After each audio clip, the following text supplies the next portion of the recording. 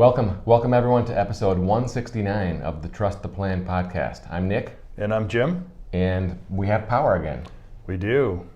Lights are on. Yeah. Furnace is running. The heat. It's all good. That's right. So this is a few weeks removed by the time this podcast is aired. But from where we sit today, last week I lost power for a full 5 days in Plymouth.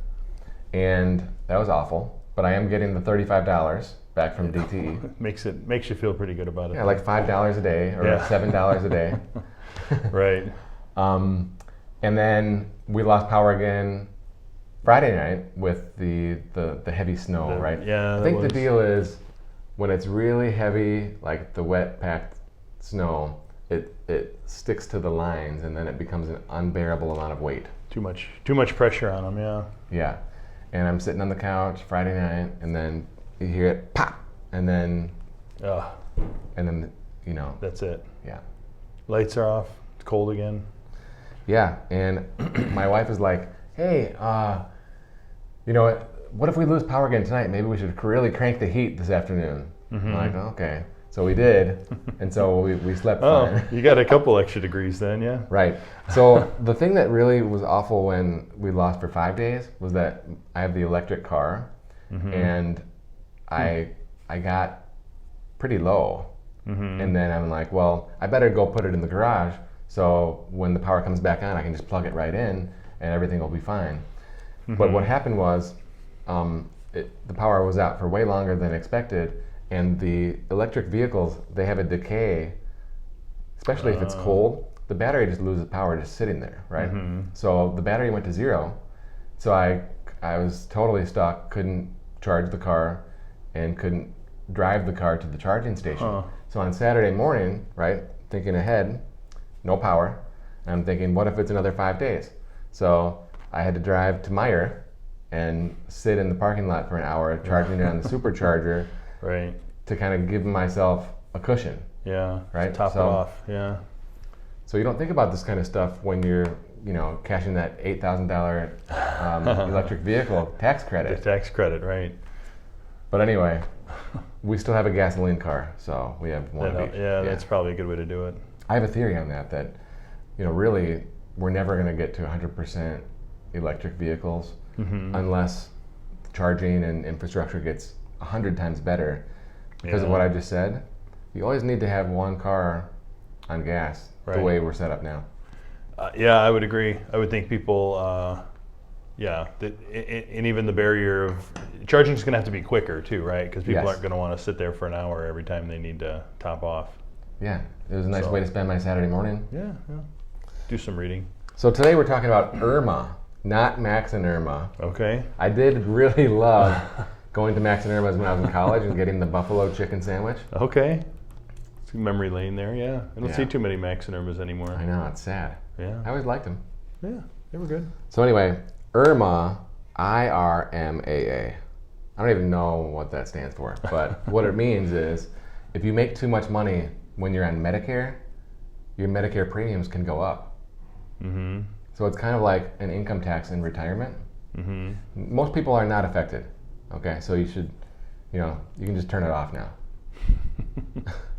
But look, if you're an individual making over $91,000 after age 65, you're going to pay more in your Medicare premiums. If you are married filing jointly and you make over $182,000, you're going to pay more. And there are different levels, okay? But if you make under the threshold, your annual Medicare premium this year is $2,041. But if you make a ton this year, it would be over $7,800. So you can go from $2,000 for the year to almost $8,000 for the year. So it's like pretty big quadrupling. difference, yeah. It's almost quadrupling. It is. So it's a tax. Definitely. Yeah, and especially heading, if you're, heading into that retirement stage, the last thing you're looking for is additional tax, additional expenses. We're trying to get them down as low as we can, and that's not, if you're not aware of it, it can be a bad shock. A shock indeed. And so the best planning advice is to start thinking about this when you turn 60, right? A few years in advance. Because what happens is they look back 2 years, okay? So a lot of people that are turning 65, going on Medicare, they get jacked because the IRS or whatever department does this, you know, they're looking backwards when you're 63, when you're still working, in a sense. Right. And then you could get stuck with this IRMAA hit. Yeah. And then have to fight your way through.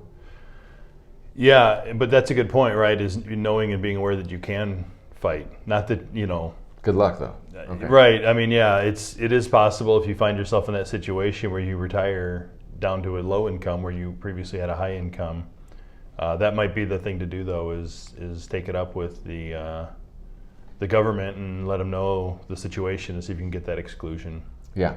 So one of the things that is a really important factor when we're talking about the IRMAA tax is the Roth conversion conversations that we have all the time. And so imagine, you know, you're thinking about the window between age 65 when you retire and age 73, which is when the new age is for required minimum distributions. I mean, we think about that as the conversion opportunity zone. Yeah, for sure. But if you do a big conversion and now your income goes over 182, guess what? You just really kind of screwed yourself on your Medicare costs. And so we have to take that into account. Right, taken into account, right? It doesn't necessarily mean it's a reason not to do the conversion. It's just something to be on the radar that you need to consider. So if you're at 182, you're probably in the 22% bracket, right? But then if you add this, what if it's $6,000 per person? You know? Right. Now that's a $12,000 tax. What's that? That's like an extra 8%, an extra 6 or 8%. So now you're like pushing 30%. You know, for me, that's going to make me look at it twice. Yeah, absolutely. It's not ideal. Definitely not ideal. So watch out for income spikes. Maybe it's a big IRA withdrawal, or maybe it's a big conversion, or maybe, you know, you were going into semi-retirement and then you decided to go back to work and all of a sudden your income is back up there. It could be a myriad of different causes, but be aware that if your income is high in retirement, you could be hit with Medicare IRMAA surcharges. So we're happy to review the situation with you and make sure that your income is not, you know, all in the wrong place at the wrong time. So if you want a second opinion on your financial plan and retirement as it relates to Medicare and your IRMAA premiums, go to peakwm.com and you can schedule right online.